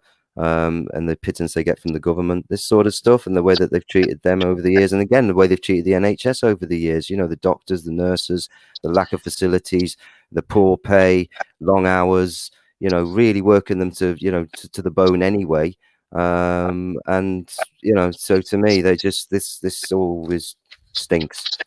Aye. Yeah, and I can't see things going back to normal. For me personally, I can't see things going back to normal in a couple of months. But I mean, this is the opportunity they need to have a major overhaul of the financial system for a start. Introduce your UBI, get everybody onto this universal basic income. The digital dollar's on its way. Well, how many have just lost their jobs in the last week? You know, or sorry, Cookie, go on, you're back. Hello. Yeah, can I just jump in at that point, because that is part of what I was going to try and say before I got disconnected. Yeah, luckily, actually, it let me in as a guest, and then it seemed to reconnect again properly, and it was like, oh, right, cool, I could get back in again properly. Yeah, I was trying to describe the lag between what's being enacted and the public figuring out what's just been done. Even if it's only 3 months, by the time we get to the 3 months point, the economy is going to be trashed. So it's too late then. Even if you get to that 3 months point and the majority of the public start going, okay, well, it's been 3 months now. Have we figured everything? Can we go back to work now? Are we going to get back on track now? Oh, we can't, because the economy is so fucked up. Everything's going to have to be changed anyway. We're going to have universal income for everyone, universal credit for everyone. We're going to have an ongoing increased medical provision for this particular virus leading towards the vaccine, etc. So that's what I mean about that. A lot of what they've been doing is deliberately creating a time lag. Like Bojo's habit of 1 week he'll say, please, would you mind doing this for us? And then the next week he'd say, no, you have to do it for us. Yeah. And he's created a lag that so far has got us already 2 months at least.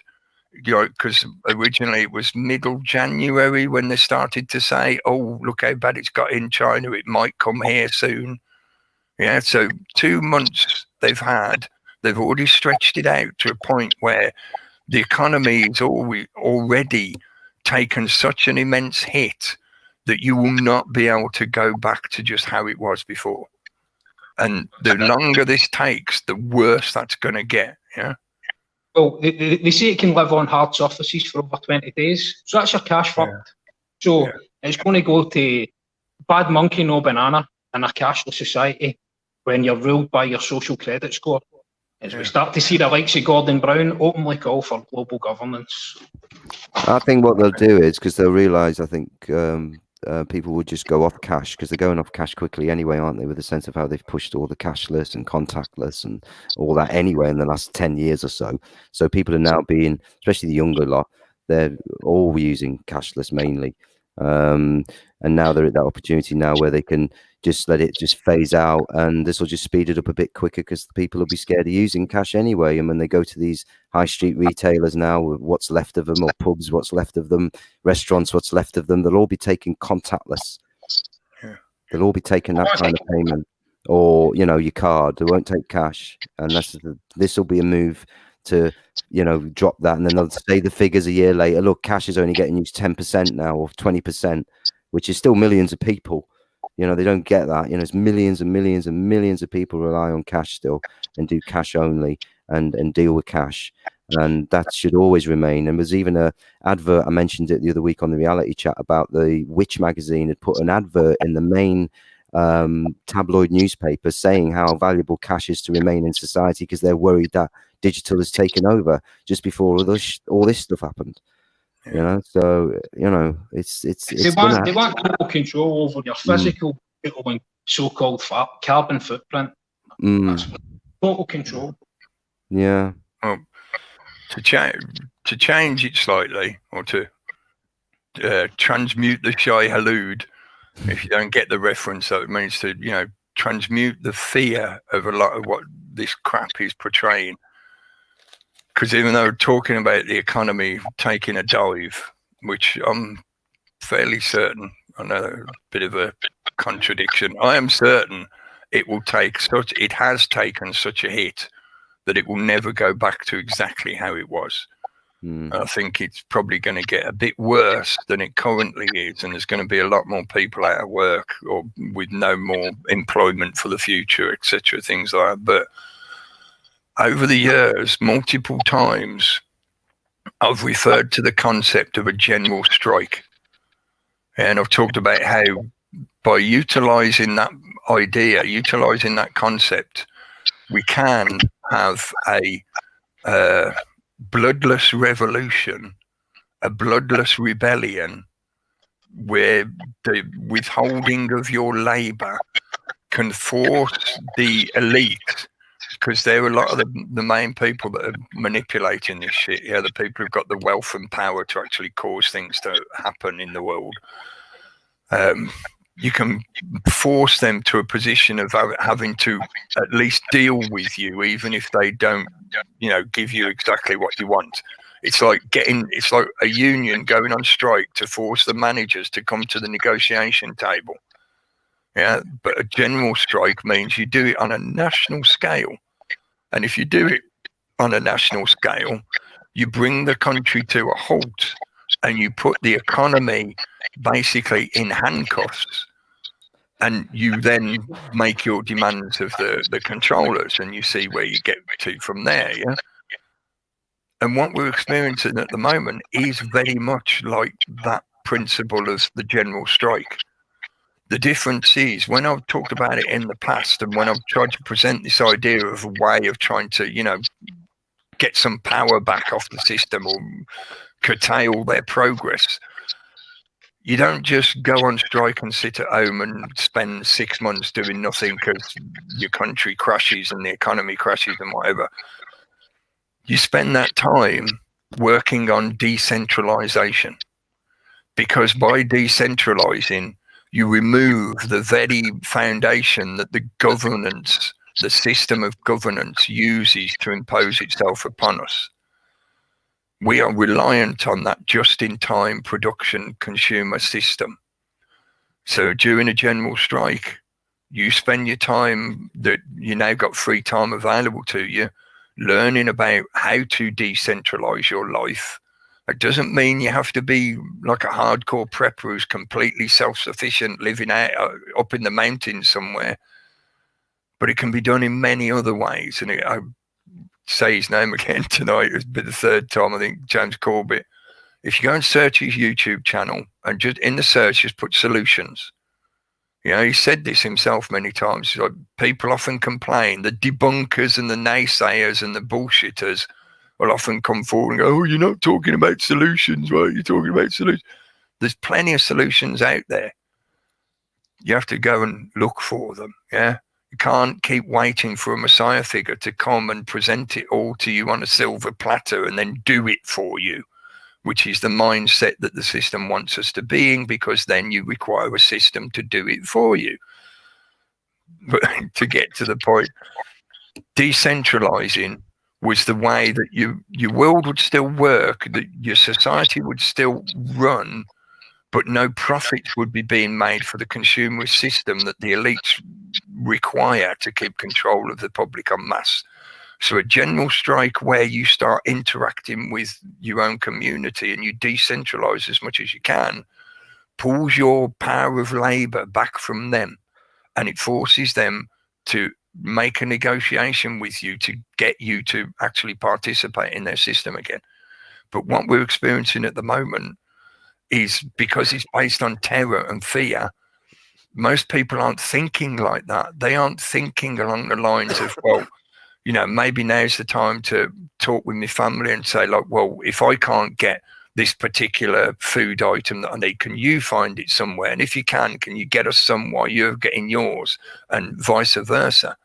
Are you thinking about how you can decentralize in various ways? I know it's become quite a cliche, but doing things like, if you can, growing your own food, even if you can't grow enough for everything you need, that's not the point. If you can grow just some, that supplements what you normally would be getting from the system. So you are decentralizing away from that power control structure. Yeah, but I've talked about this for years and years, but it's a lot of what's going on at the moment. These next few months, if we allow them to continue to just put it across from that point of view of the government will save you, just stay in your home, remain indoors, and what I saw this afternoon in the news articles, the firemen will come and remove your body when you've died from the disease. That's what they're talking about at the moment in the UK. The fire service are going to do that rather than burden the health system. Yeah. Bring out your dead. Yeah, unclean. I'm not dead yet. I'm feeling better. But rather than being in that blinkered mindset of fear, you look at it as an opportunity of, well, I've got all the free time available to me now. Maybe I should learn how can I decentralize a bit more for myself. Rethink the way I live, and do I really need the latest phone that the system, the consumer system, wants me to buy, the upgrade to the latest? Do I really need it? Isn't the 4G network we've got now already more than good enough? In fact, it's beyond more than good enough, because it's unhealthy for us. And yet they're trying to sell me 5G. Do I really need 5G? No, thanks, mate. I don't know. Do you really need that iPhone? What are you going to take a picture of? Fucking misery? Here's me at home, day 997. Yeah. But it's something I was thinking about over the weekend. You know, the idea of the general strike. I know for some people they might get pulled into the kind of politicized left-right thinking of, oh, that's communism, mate, talking about the power of your labor. That's Marxism. But it's a reality, because the Babylon, the infrastructure that the control system relies on, is built by the general populace. I talked about those workers who are installing the 5G systems. They are the workers who are just trying to provide for their family or have a better lifestyle, better standard of living, etc. They want the money, they need the money to live, so they go and do the job. But the system benefits in the long run by the installation of that infrastructure that allows it to oppress us. So if you withhold your labour and say, no, mate, I'm not installing your 5G, the system loses control. It might only be a little bit for each individual that refuses, but when it's done en masse, like a general strike, they lose a lot of power. At the moment, the system is heavily reliant on people believing the propaganda and succumbing to the fear.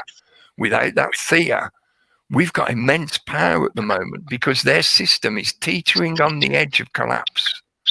If we all, when 3 months have gone, and Bojo comes on the TV and says, hey, folks, everything's better now, you can go back to work. If the entire nation said, no, we ain't going, mate, fuck you. What they going to do? Disobedience. Yeah. Obviously, you know, this, you've got to approach this from a pragmatic point of view. You need to live, you need somewhere to shelter, you need energy, you need food and water, etc. I'm not suggesting that people martyr themselves to this kind of stuff, not at all. But it's a change of mindset. The system requires people to be in that Stockholm syndrome mindset with it, because that's what sustains its existence. Change your perception, and this thing is not terrifying, it's an opportunity. We can create our own abundance, because they want to create the scarcity constantly. It's interesting, scarcity, scar-city. Yeah.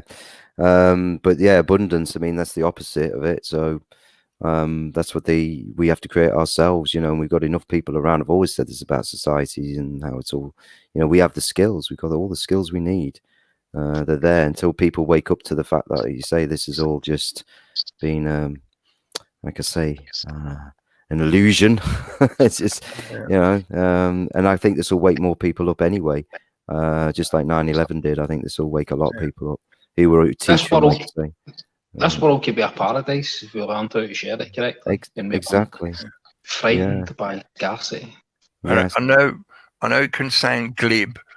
Yeah, you can just be like, oh, it's easy to say it, mate. It's not practical for people who ain't got enough food at the moment and can't get an answer on the phone from the universal credit. You know, they haven't been approved yet. They got to wait 5 weeks and all that.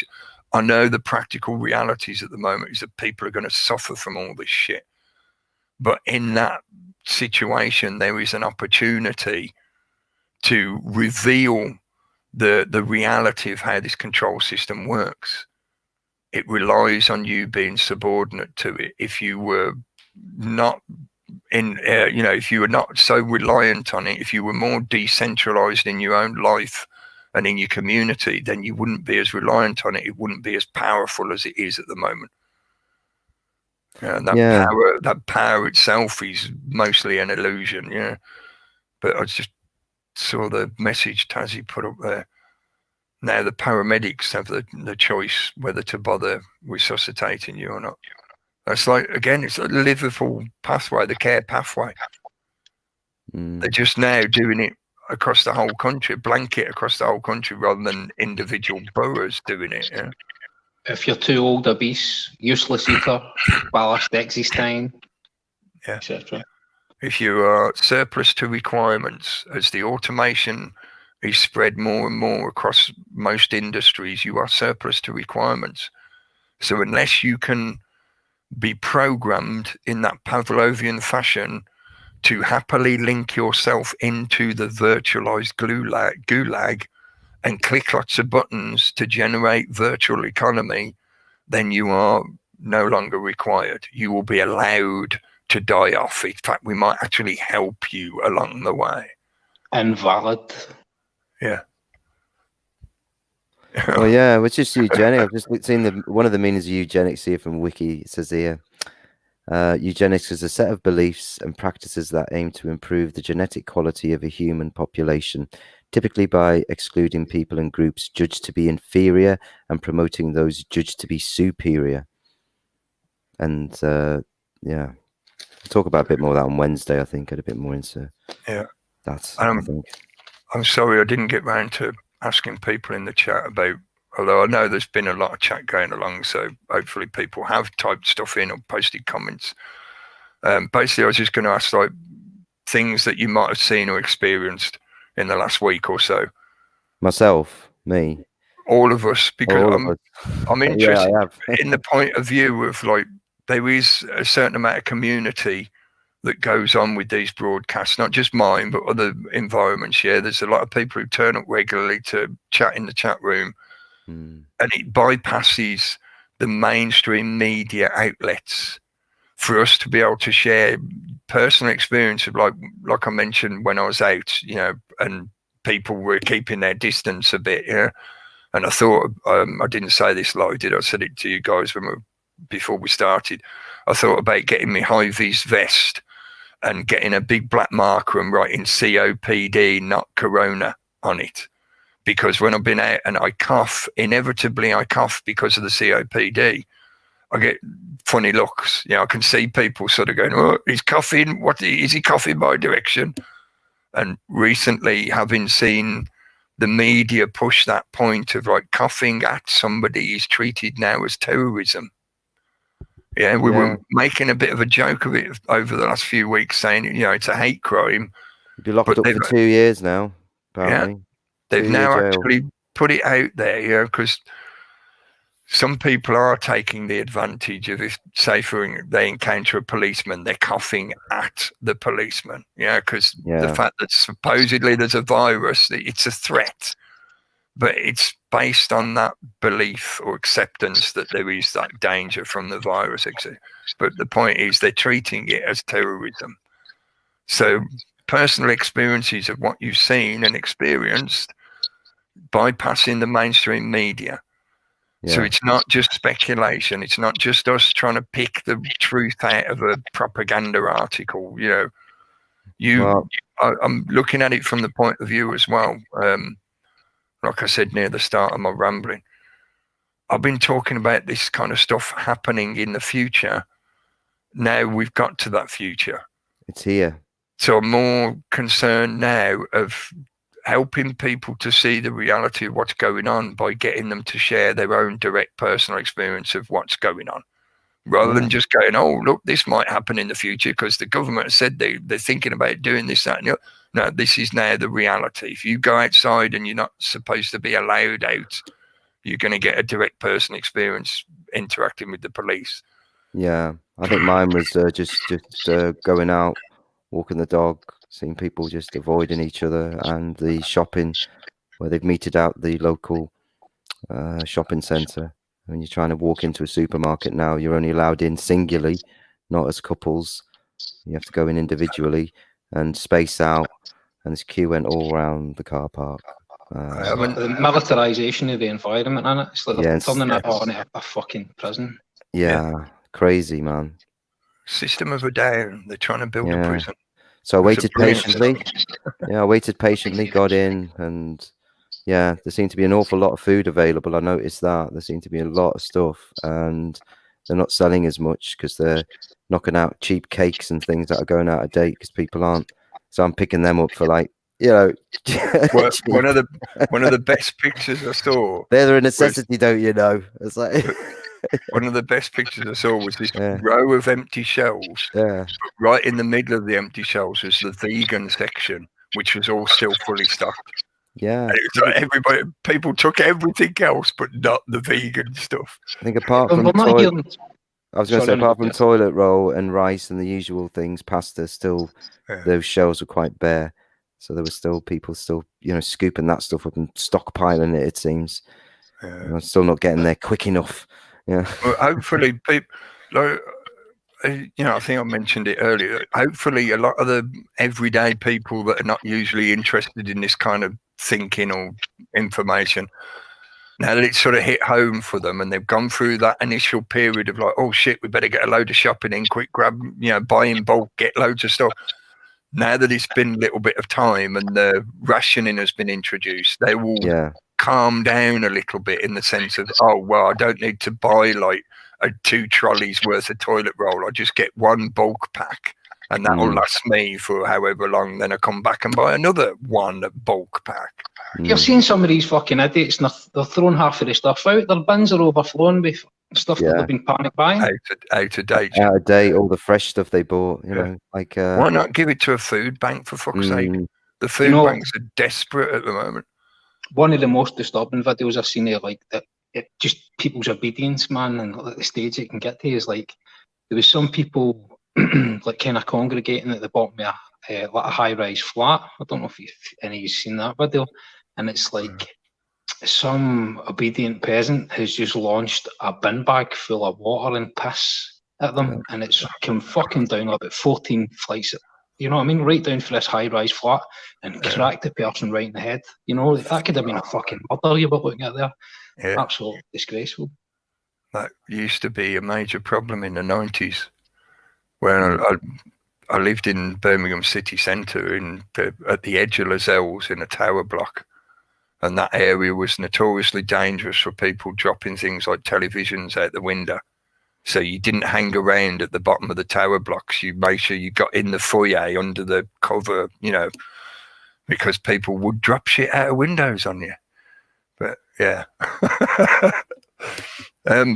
One last thing, which I will read out, and it was good to get the message, and I know lots of other people had been asking. We did get some messages, some comments posted from Gary recently. On Friday, he sent me a message, and I think he managed to get connected on Saturday as well. So he obviously got the chance to spend some time online on Friday and Saturday. But I'll read you the message out that he sent to me, because I know he wouldn't mind. There's nothing like personal or whatever in it, but it's just so that everybody knows, so especially for the people that were asking if he's okay. Yes, he is okay. I'll read you out what he said in his message. Saturday, March 14th was lockdown for all internet cafes and non-essential businesses. I'm still begging alongside the joint queues for the supermarkets. No trouble with martial law. Police have been pretty okay, because the Catalans take each other's safety and their own seriously. Great spirit amongst the people, the singing from the balconies all over the city at 8 p.m. I have health and wealth and an opportunity to take long walks in the national park, looking for plants and places to plant. Thank you for the concern. I too was worried about not being able to get in touch. And then he's got some advice on some like health advice. If you wear a mask, lace it with pine oil. You get like the essential oils, you get pine oil, just put some drops of that into the mask. My lungs are immunized and twice as strong as before from breathing in the pine oil. Never let a good crisis go to waste. Use the opportunity to test. They will be. That's it. That was his main message, and he's posted a few other bits and bobs, just letting us know that, yeah, he is all right. He's coping okay, and the Catalonians, they're not exactly the same as the rest of Spain. Look at all the stuff to do with them, arguing for independence and all that. We've spoken about it for a few years now, chatting together. So he's doing all right. If anything, it's working out quite well for him, because he's got the opportunity to be out and about doing his thing. Yeah, so, that's cool. That's good news anyway, because I got the same message myself off him, so it was good to see that. And Taz has put in the chat as well. He said he might try and join on the reality chat Wednesday. So let's see what happens. It would be great if he could and give us a perspective of what's going on out there. Hasta miércoles, hermano. Yeah. Right. I'm going to wind it up there. Thanks again for joining us in the chat, folks. I've said it a few times, keep talking, keep thinking. Don't believe the bullshit. And we will see how we go from here, because it is still all developing. We'll see what they're going to present with us next. They might very well have to create another kind of uproar for some reason, because so many people are starting to go, hang on a minute. And like I've been talking about tonight, now we're starting to really get some strong pushback, even from experts in their own system, their own academic system. So things could get more interesting in the next week or so. Thanks again to the people in the chat. I saw CMB in there earlier as well. Hello. And I think Jangle Stick was in earlier. I can't scroll back far enough there. But hello to you. Thanks for joining us in the chat. Thanks for giving us your attention for a couple of hours or so. We'll be back with the reality chat on the reality chat channel on Wednesday night at 8 p.m. because we'll all be indoors. So why not? Yeah, we'll all be here again. As long as the internet stays connected. Yeah. And I think Steve's on Thursday night still, so check Steve out. Steve Tagoose channel for the mystery show, and there's lots of other people there, out there talking and covering these subjects. So make use of it while you can. While we've still got this use of the internet, let's keep using it and keep communicating. So thanks again, folks, and we'll see you again soon. Take care. Catch you. Cheers all. Ciao.